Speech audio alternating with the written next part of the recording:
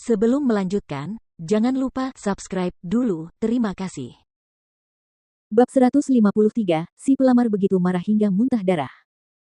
Si bajingan Jesse ini sudah menjalani operasi plastik, dan dia tidak lebih dari sekadar wajah plastik. Namun, dia ingin mendapatkan nomor telepon Victoria dan berpura-pura seperti dia adalah pacarnya. Dia benar-benar bernafsu terhadap seorang wanita yang jauh di luar kemampuannya. Setelah Jordan mengeluarkan ponsel Victoria, dia segera memasukkan kode sandi dan membukanya. Victoria sangat mempercayai Jordan, jadi dia sudah memberitahukan kode sandi untuk membuka kunci ponselnya sejak lama. Dia selalu bersikap terbuka dan jujur. Dia mempunyai nomor telepon sedikitnya puluhan miliarder dan lebih dari 100 pemuda kaya dan tampan yang tersimpan di teleponnya, tetapi dia tidak pernah takut untuk membiarkan Jordan memeriksanya. Dia benar-benar berbeda dari Hailey. Selama 3 tahun pernikahan mereka, Jordan tidak pernah diizinkan menyentuh ponsel Hailey, apalagi mengetahui kode sandinya. Hailey mengatakan kepada Jordan bahwa meskipun mereka sudah menikah, mereka tetap harus menghormati privasi masing-masing.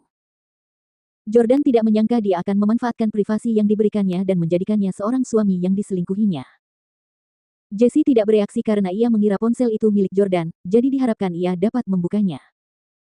Jauh di lubuk hatinya, dia membenci Jordan dan mengira dia orang desa karena dia sendiri yang mengetik kode sandi untuk membukanya, bukan touch ID sidik jari atau pengenalan wajah.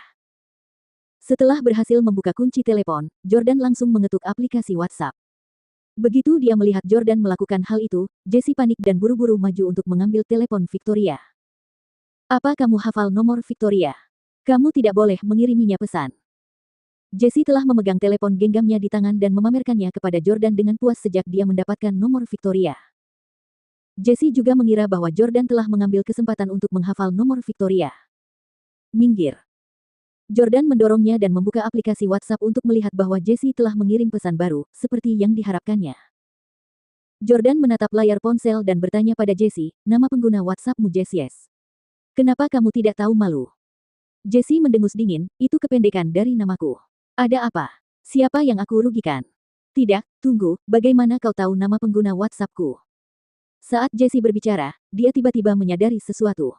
Dia bergegas datang, hanya untuk mengetahui bahwa pesan yang baru saja dia kirim telah muncul di ponsel Jordan. "Ini, ponsel Victoria. Bagaimana ponsel Victoria bisa ada padamu? Bagaimana kau tahu kode sandinya?" Jesse terkejut, dan akhirnya menyadari bahwa Jordan dan Victoria saling mengenal. Akan tetapi, dia menganggap bahwa Jordan paling-paling adalah sopir Victoria, pengawal pribadi Victoria, atau semacamnya. Bawahan seperti itu tidak bisa mendapatkan kata sandi telepon seluler Victoria. Jordan tersenyum dan memblokir nomor Jesse. "Tidak." Jesse menjerit histeris. Setelah memblokir nomor Jesse, Jordan berkata, "Kamu tidak perlu mencoba dengan ponselmu yang lain. Aku akan tetap memblokir kalian semua." "Oh, omong-omong, tadi saya mendengar bos Anda mengatakan bahwa uang yang Anda berikan akan ditransfer ke Victoria. Anda baru saja memberikan total $200.000. Setelah dikurangi biaya platform, Victoria akan mendapatkan $100.000. Kebetulan sekali kita baru saja tiba di New York City hari ini, dan kita belum membeli perabotan apapun. Aku akan menggunakan $100.000 yang kamu berikan untuk membeli tempat tidur yang besar dan nyaman. Yah, tempat tidur itu akan lebih nyaman untukku dan Victoria. Kamu tahu maksudku." Jesse hampir muntah darah. Tidak. Dia telah menghabiskan $200.000 untuk mendapatkan nomor telepon Victoria, namun, dia tidak sempat mengobrol dengannya sama sekali. Sebaliknya, uangnya akan digunakan untuk membeli tempat tidur untuk Victoria dan pacarnya.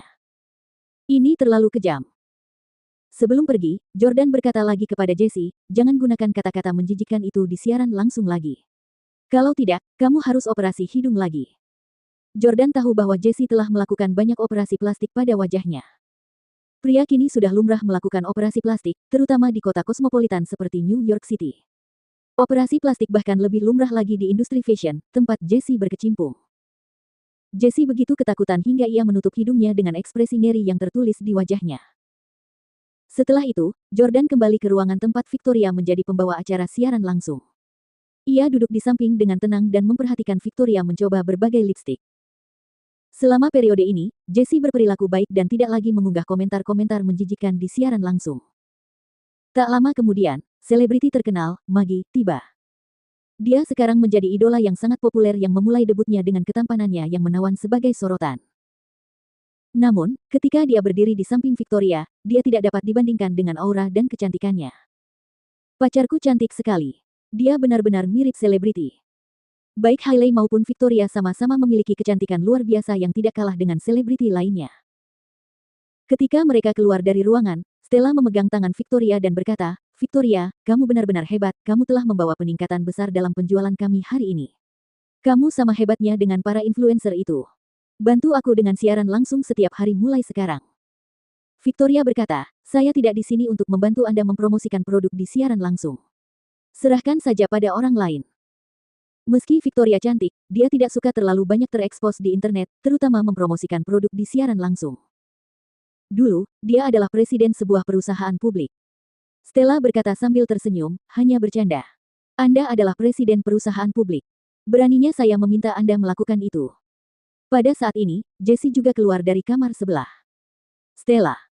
Stella melihat Jessie dan berkata, "Victoria, perkenalkan. Pria tampan ini adalah Jessie, direktur operasional perusahaan kami. Jessie, ini Victoria.